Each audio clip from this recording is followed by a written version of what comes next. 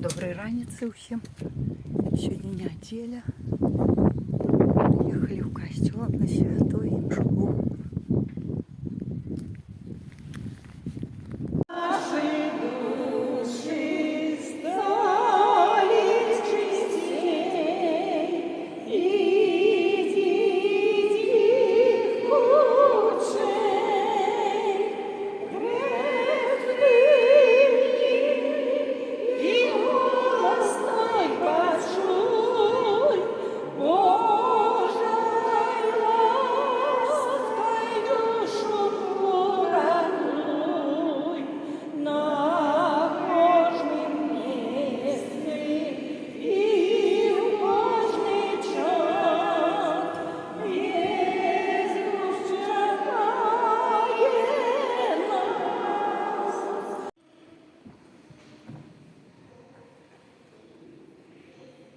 Молимося за святого Отця, щоб його авторитет був моцною підтримкою для людей, які шукають правди.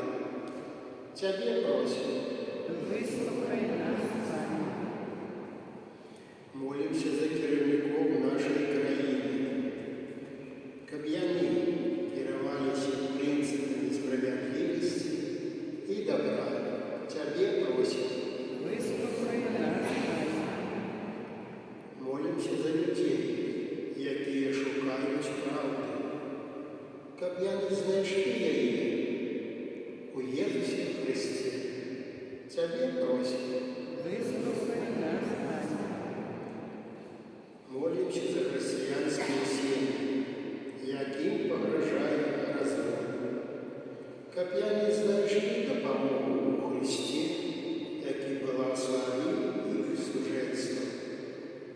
Тебе просим. Вислухай нас, Пане. Молимося за військовців, як, виконуючи свої